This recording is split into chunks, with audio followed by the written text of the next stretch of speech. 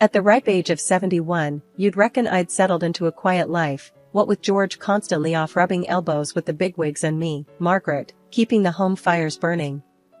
Our nest, a tidy spread in a leafy suburb, was just the two of us now, save for the occasional flutter when our son, Michael, his wife, Laura, and our darling granddaughter, Emily, flew in from the city. George's gig with the governor meant he was more often out than in, leaving me to my devices, which lately meant more charity drives than I could count on both hands. Proud? You bet. Lonely?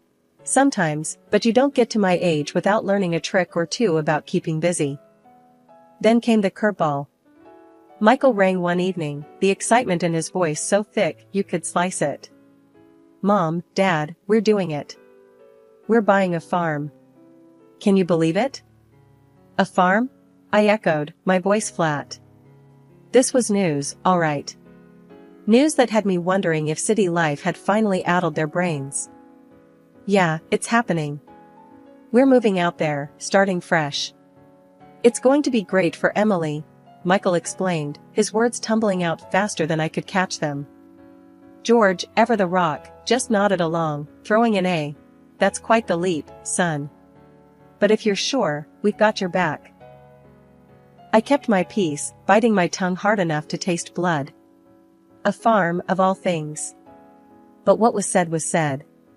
We helped them with the deposit, not without a hefty dose of skepticism on my part. Since they'd moved, my phone's been buzzing nonstop with updates. Pictures of chickens, endless fields, and Emily, always Emily, grinning ear to ear, her cheeks pink with country air. Laura sends snapshots of their latest harvest, her texts bubbling with pride. Look at what we've grown, Margaret. Can't wait for you to see it all.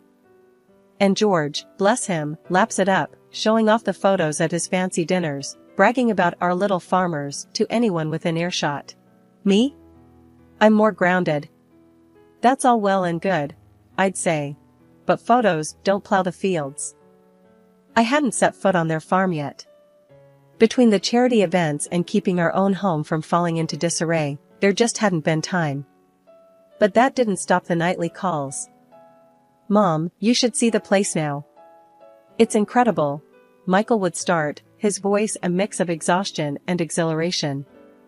I'm sure it is, I'd reply, keeping it short, not wanting to dampen his spirit with my reservations. George, catching me after one such call, laid it out plain. Margaret, we should visit. See it for ourselves. It's important to Michael. I sighed, the weight of his words settling on my shoulders. All right, but I'm not sugarcoating my thoughts. If they're in over their heads, they need to hear it. Fair enough, George agreed, his hand finding mine, a silent promise of solidarity. So, we marked the calendar, a visit to the farm looming over us like a storm cloud. I couldn't shake the feeling that what awaited us was more than just fresh produce and country air. One afternoon, I started feeling a bit off.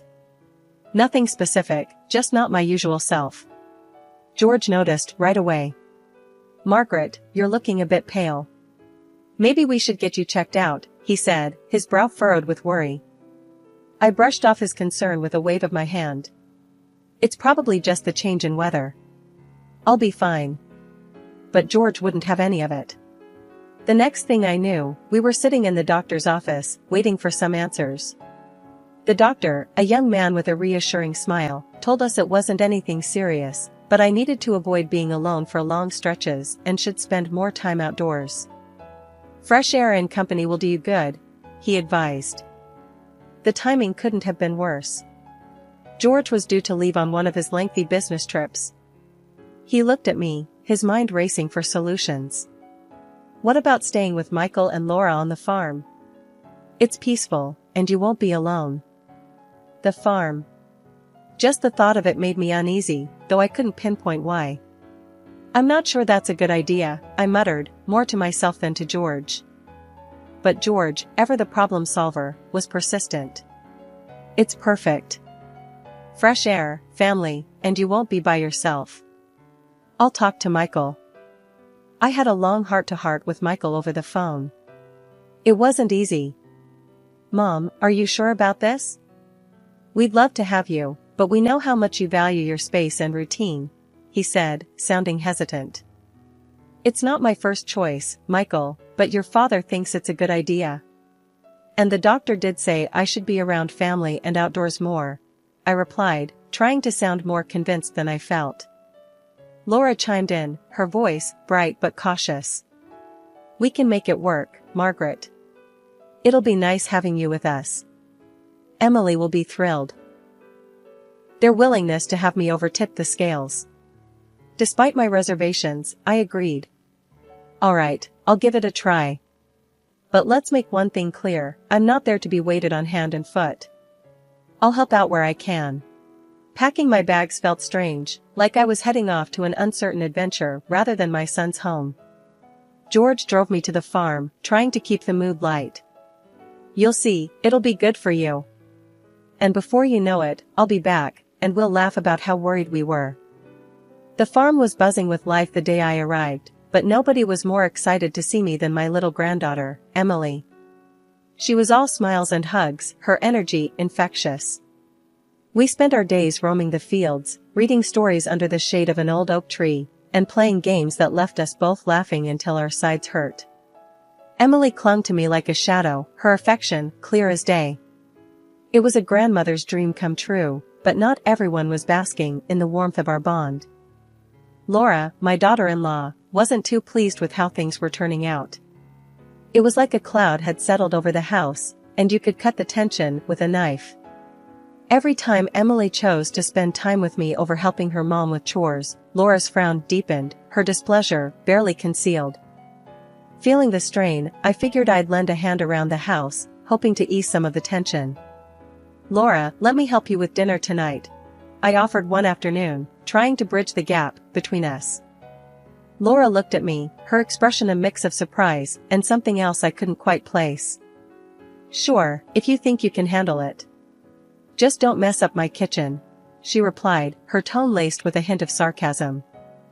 I brushed off her comment and got to work, doing my best to prepare a meal that would bring some semblance of peace to the household.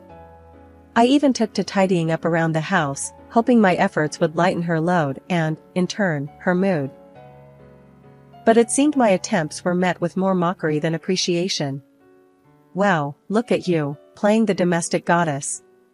What's next, gonna take over the farm chores too?" Laura joked one evening as I set the table, her laughter not quite reaching her eyes. I forced a smile, choosing to keep the peace. "Just trying to help out where I can, Laura. No need for any jabs." Her smile faltered, and for a moment, I thought I saw a flicker of guilt. "Yeah, well, just don't overdo it. Wouldn't want you wearing yourself out," she said, her voice with a coolness that left me feeling more like an outsider than part of the family. Despite the chill in the air, Emily remained my sunshine, her love unwavering. But it was clear that my presence had stirred up more than just familial joy. The dynamics in the house had shifted, and I found myself treading a fine line between helping out and stepping on toes. It was a delicate dance, one I wasn't sure I knew the steps to. As the days passed, the balance I sought remained elusive, the warmth of my granddaughter's love overshadowed by the growing coldness from Laura. It was a situation I had hoped to avoid, but there I was, caught in the middle of familial love and rivalry, wondering if my attempt to smooth things over was doing more harm than good. The afternoon sun cast long shadows across the farm as I sat quietly on the porch, lost in thought. My days here, initially filled with the simple joys of spending time with Emily, had taken an unexpected turn. Laura approached, her footsteps firm and purposeful. I braced myself for what I sensed was more than a casual conversation. "Margaret, we need to talk," Laura began, her tone firm, leaving no room for the usual pleasantries. She took a seat opposite me, her posture rigid. "Of course, Laura. What's on your mind?" I asked, trying to keep my voice even, despite the tension. "It's about the work around here, and your contribution," she said, her eyes not quite meeting mine. "You've been great with Emily, and we appreciate that, but there's a lot more to be done. This isn't a holiday. We're running a farm here." I felt a pang of hurt. "I understand that, Laura. I've been trying to help out as much as I can. You know I haven't been feeling well, I replied, my voice tinged with a mix of frustration and disappointment. Laura's response was swift and sharp. Feeling unwell? We all have our burdens, Margaret. But we still need to do our part. It's not fair to the rest of us if you're not contributing. Her words stung, and I struggled to find a response. Before I could gather my thoughts, Michael joined us, his expression serious. Mom, Laura's right. We're all stretched thin as it is. We were hoping you'd understand the situation and help out more, Michael added, siding with Laura. I looked from Laura to Michael, feeling a deep sense of betrayal. I thought I was helping by taking care of Emily and assisting where I could. I didn't realize my efforts were seen as insufficient, I said, my voice barely above a whisper. The conversation took an even more disheartening turn when Laura mentioned money. Look, Margaret, the reality is that hosting an extra person costs money. We hadn't planned for this, and frankly, we need you to contribute financially for your stay here. I was dumbfounded. Contribute financially? I came here to be with family, not to be charged for my visit. I don't have any money with me. George handles our finances, I explained, feeling a mix of anger and disbelief. Michael chimed in, his tone apologetic yet firm. We're not trying to be harsh, Mom, but the farm isn't doing as well as we'd hoped. We're just asking for a little help to cover the extra expenses. It's only fair. The word fair echoed in my mind. Fair? Was it fair to ask me, still not fully recovered and invited as family, to pay for my presence? Seeing my hesitation, Laura offered a cold compromise. If money is an issue, there are plenty of chores that need doing. You can earn your keep that way. It's only fair, considering. The conversation left me reeling. My son and daughter-in-law's demands felt like a slap in the face, a harsh reminder that my place in this family was not as secure as I had thought. After Laura laid her demands on me, I stood there, feeling a mix of disbelief and anger boiling inside. I can't believe what I'm hearing, I said, my voice trembling not just from age, but from pure outrage. I came here to be with family, not to be extorted. I'm leaving, first thing tomorrow. Laura's reaction was swift and cold, her laugh sharp enough to cut through the tense air. Leaving, are you? And let the whole world know how the governor's right-hand man's family is falling apart. How his wife can't even stand to be with her own son and granddaughter. That should make for a juicy story, don't you think? Her words hit me like a slap. This wasn't just a disagreement, it was outright blackmail. You wouldn't dare, I gasped, the threat hanging heavy between us. Oh, but I would. Think about it, Margaret. Your precious reputation and George's, all dragged through the mud. Is that what you want? Laura's eyes were alight with a dangerous mix of determination and anger. I turned to Michael, desperately hoping for some semblance of support, but his stance was clear. Mom, you know how hard things have been for us. We just need a bit more help, that's all. Laura's right, we can't afford any scandals. I was stunned. My own son, my flesh and blood, siding with this blackmail. So, you're okay with this? Threatening your own mother? I asked, my voice barely a whisper, laden with a mix of heartache and disbelief. Michael looked away, his discomfort evident but his resolve unwavering. It's not like that, Mom. But we have to think about what's best for the family. And right now, we need to stick together. That means doing what's necessary. The realization hit me hard. My own family was willing to use me, to threaten me, to keep me in line. The love and warmth I thought bound us were conditional, easily overshadowed by fear and desperation. That night, as I lay in a bed that felt more like a prison than a haven, my mind raced. The threat to George's reputation, the betrayal by my own son, it was all too much. But leaving now would only give Laura what she wanted, ammunition to use against us. By morning, my resolve had hardened. I wouldn't let Laura's threats dictate my actions, but neither could I abandon my family, no matter how twisted the situation had become. I'll stay, I declared over breakfast, my voice firm. But not because of your threats, Laura. Because this family, however broken, is still my family.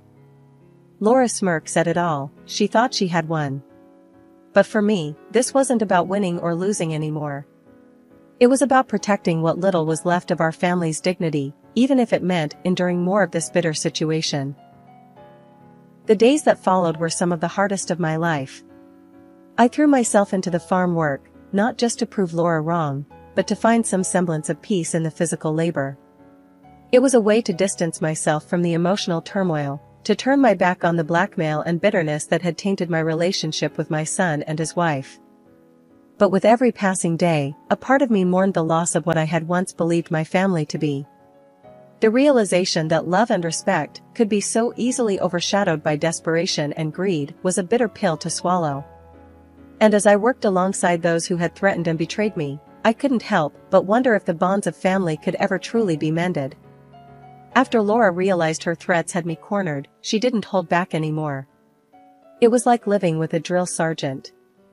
Margaret, the kitchen won't clean itself, and those clothes won't wash themselves either. She'd bark orders as if I were a new recruit rather than family. Days turned into a cycle of endless chores. My only respite was time spent with Emily, my granddaughter, whose innocence and love were like a beacon of light in a steadily darkening world. But even those moments were fleeting, overshadowed by Laura's relentless demands. Gone were the days of self-care and leisurely shopping trips. My reflection became a stranger, one who looked worn and much older than her years. Fatigue became my constant companion, dragging me down further each day.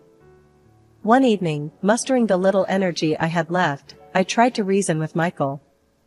I can't keep up with this pace. It's too much. I'm not well, I pleaded, hoping for a sliver of understanding. But empathy was in short supply. Mom, we're all tired. Laura's just making sure we keep the house running. Try to see it from our side. Michael's response was dismissive, his patience thin. My health continued to spiral.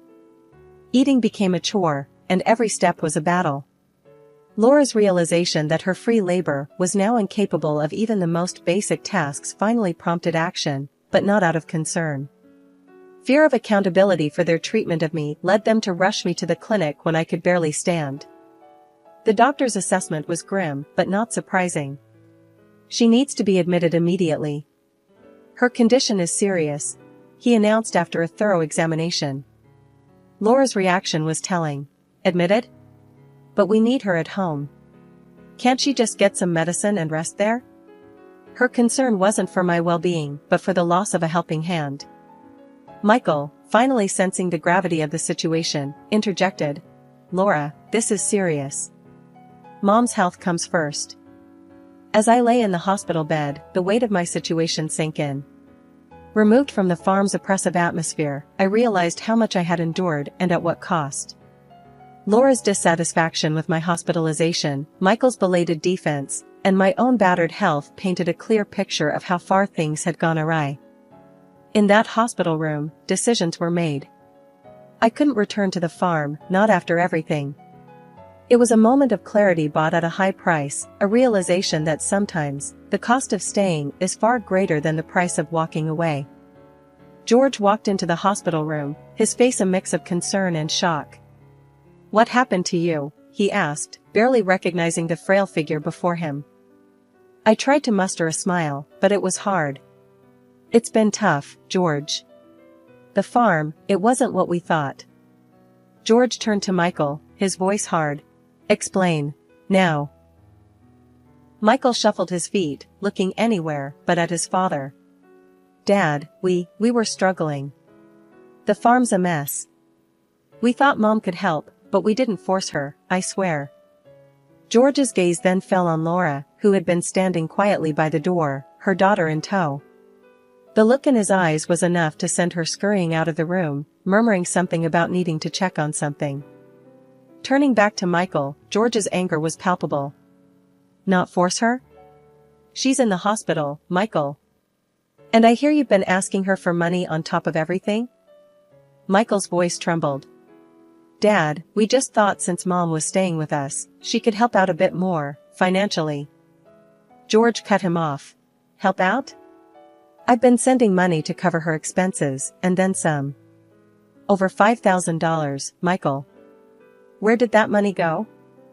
I was stunned. You did? George, I had no idea. George's face softened as he looked at me. Of course, I did. I wanted to make sure you were taken care of. He then faced Michael again, his decision clear. I'm cutting off the financial support. And I want a refund for the money I sent. This was a mistake. Michael looked like he wanted to argue, but one look at his father's face, and he knew it was futile. I understand, Dad.